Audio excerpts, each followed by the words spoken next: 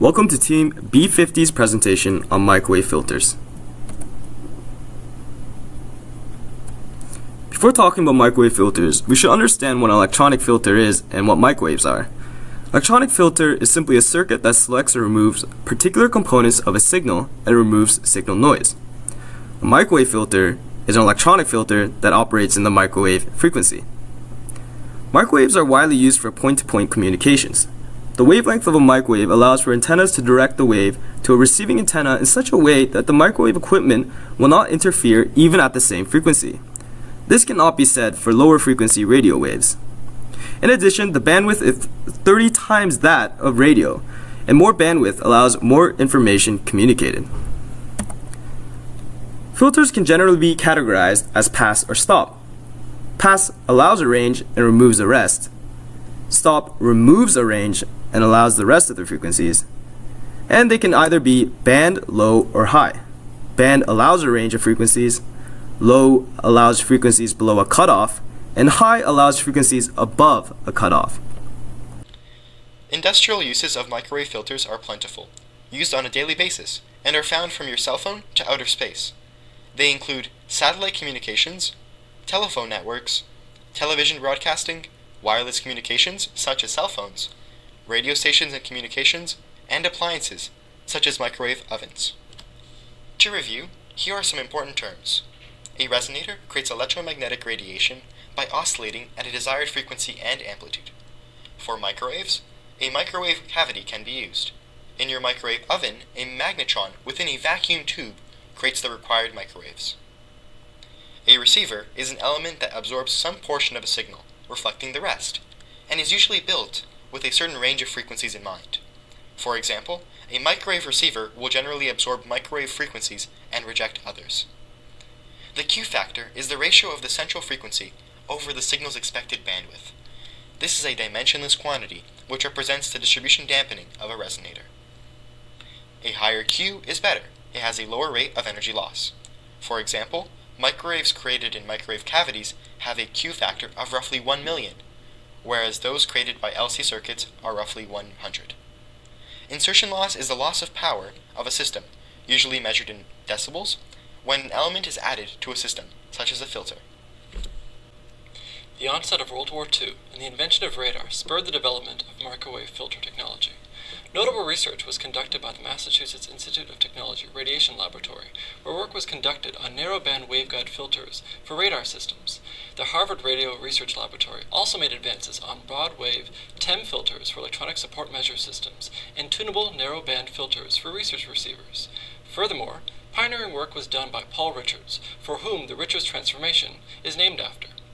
In the past, military applications have required wideband and tunable devices for electronic support measures receivers. This need led to the development of technologies such as highly selective wideband waveguide filters, coaxial resonators, suspended substrate multiplexers, and electronically tunable filters. Moreover, the satellite communications industry created a demand for low-mass, narrow-band, low-loss filters with extremely tight specifications on amplitude selectivity and phase linearity. There are many different kinds of microwave filters, each of them with their advantages and weaknesses. For instance, lumped element LC filters may be suitable for designs where size and weight are critical, but have a lower quality factor.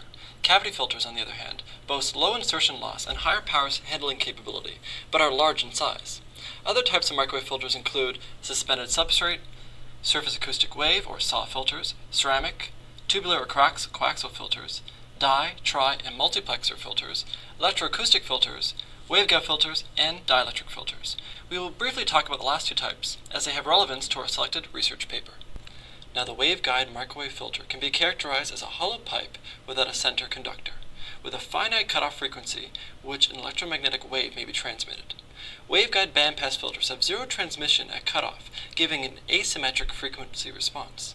One of the advantages of waveguide filters is that the Q factor, recall higher Q factor is better, can be as high as 10,000 at 10 GHz. Secondly, they can handle very high power levels. However, a disadvantage of using waveguide filters is a relatively large size required for low frequency operation. Dielectric filters work by reflecting and filtering microwaves based upon large changes in relative permittivity. They can be combined with other filter methods to improve Q factor. Their advantages are many. They have low insertion loss, small size, and high temperature stability. However, their filtering capabilities are constrained to the relative permittivity of the materials used in the filter. Lastly, their range is approximately limited to 350 MHz to 6,000 MHz, or 6 GHz. The paper we have selected is entitled Microwave Filters Using Waveguides Filled by Multi-Layer Dielectric, and was published in 2006. It focuses on the improvement of continuous longitudinally inhomogeneous waveguides, or LIWs, which are waveguides filled with several dielectric layers, each acting as a filter with different properties, effectively superimposing their filtering effects with each other. The paper focuses on improving continuous LIWs by optimizing the mathematical construction of the theoretically ideal LIW using rigorous N-port network analysis. Furthermore, the author demonstrates a potential application by creating an equal band X-band filter. In an LIW, each dielectric layer is added and optimized dimensionally relative to its permittivity, an assumed material constant.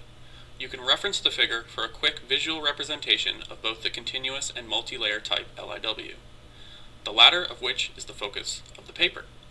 In general, the sum of the properties of each layer allows the structure to act as a bandpass filter, allowing the filter to fit most design constraints. The paper uses a least mean square analysis to optimize the layer lengths and permittivities for a desired band filter property. One of the largest constraints on the design approach is the assumption that workable materials of any given permittivity will be available. Metamaterials with tunable permittivities are the next step in research to build a waveguide similar to the one outlined in this paper.